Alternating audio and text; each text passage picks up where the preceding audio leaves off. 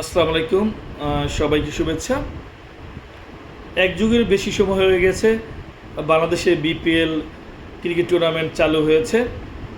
তো ইন্ডিয়াতে যেমন আইপিএলে হোম অ্যান্ড অ্যাওয়ে ভিত্তিতে আইপিএল হয় এবং তাদের যে ক্রিকেটের ব্র্যান্ডিং সেটি সারা বিশ্বে সমাদিত, কিন্তু বাংলাদেশের যে বিপিএল সেটি কিন্তু এখনও সেভাবে ব্র্যান্ডিং তৈরি করতে পারেনি।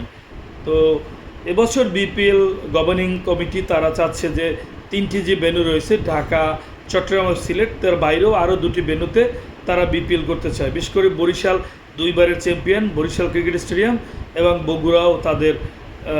বগুড়াতেও তাদের পরিকল্পনা রয়েছে। এর বাইরে রাজশাহী, খুলনাও রয়েছে। তো বরিশাল, কারণ বরিশাল এই অঞ্চলের মানুষ ক্রিকেটকে অনেক লালন করে, ধারণ করে।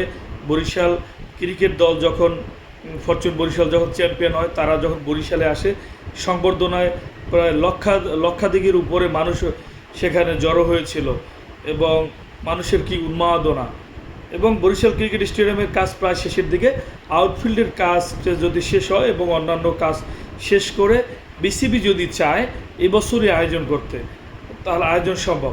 আর কোনো কারণে এবছর না হলে পরে দেখা যাবে ঠিকাদারি প্রতিষ্ঠান এবং অন্যান্য আবার এই বরিশাল স্টেডিয়াম থেকে নজর চলে যাবে এবং তখন আবার আগামী বছরও আর বিপিএল হবে না।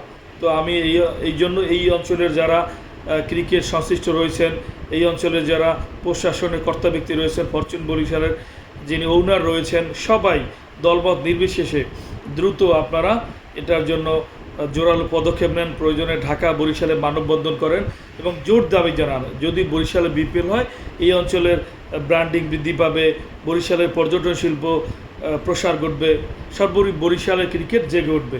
তো সবাইকে ধন্যবাদ।